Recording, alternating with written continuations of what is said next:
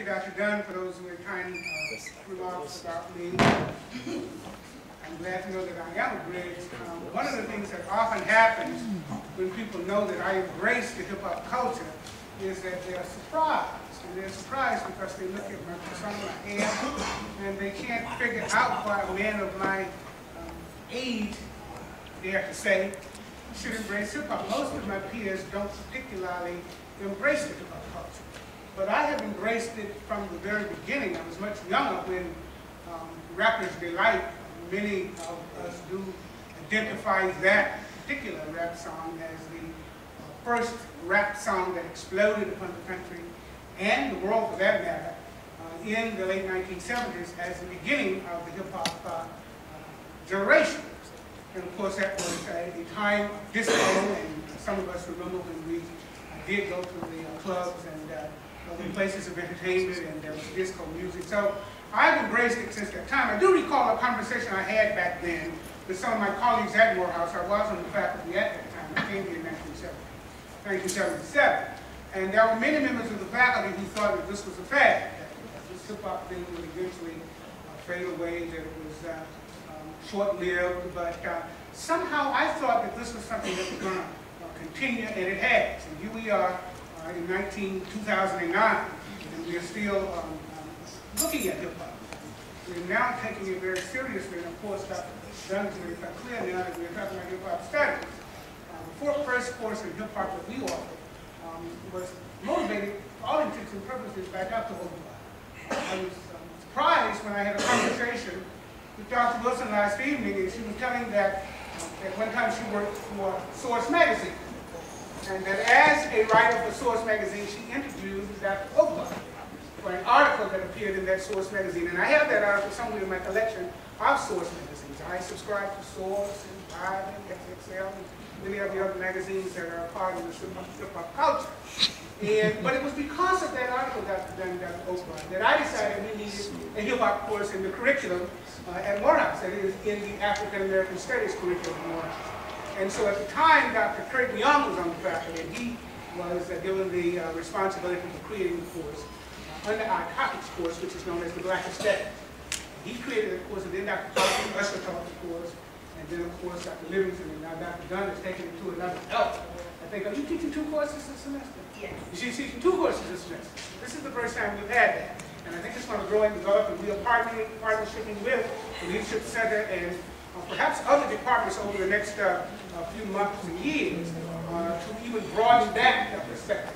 I would like to see at some point in the not too distant future, Dr. Dunn and others, that we will be able to offer a concentration or even a minor in hip-hop studies. I dare say a major. I don't want to have too much competition with African American studies as a major, but certainly as a concentration, which would require that we offer other courses in the journal.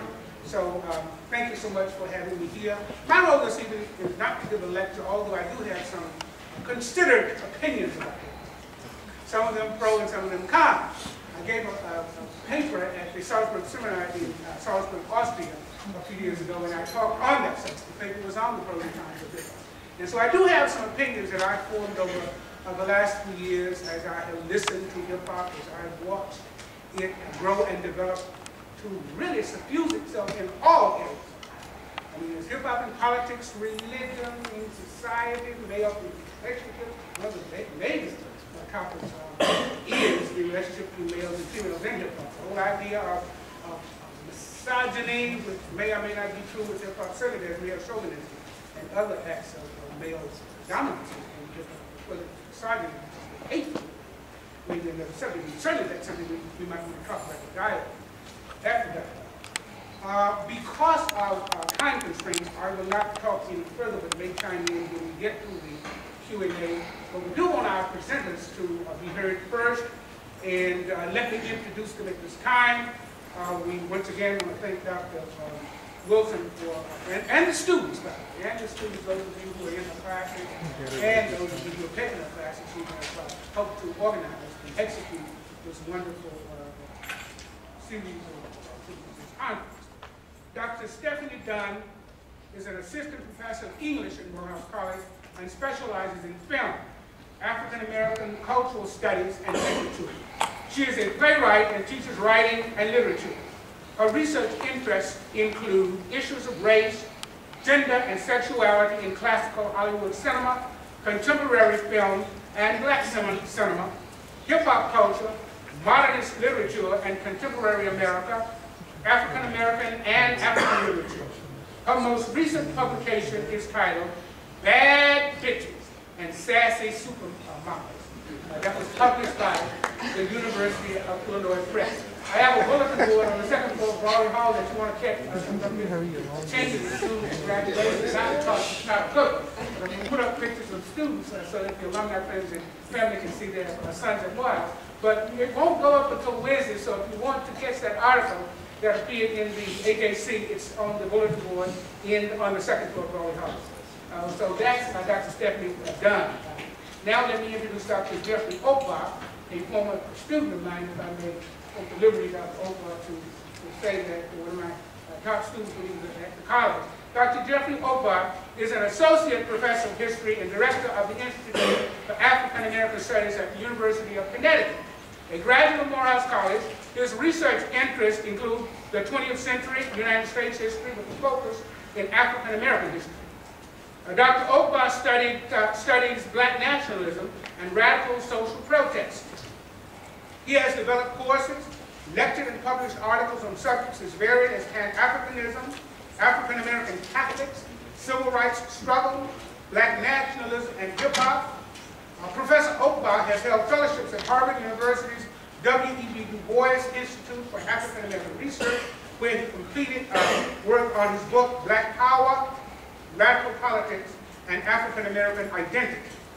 He also held fellowships at the Schomburg Center for Research in Black Culture in New York City, and the Africana Studies program at the University of Miami, where he conducted research on his book, Hip Hop Revolution, The Culture and Politics of Rap. And by the way, I have my copy of that book in the car by Dr. Oakbach, who didn't get to see it and add value to it. So at this time, we will begin with Dr. Dunn and her comments, and then we will go to Dr. Oakbach and let him give his comments, and then we will open it up to the audience for the Q&A period. Dr. Dunn. Hello, everyone.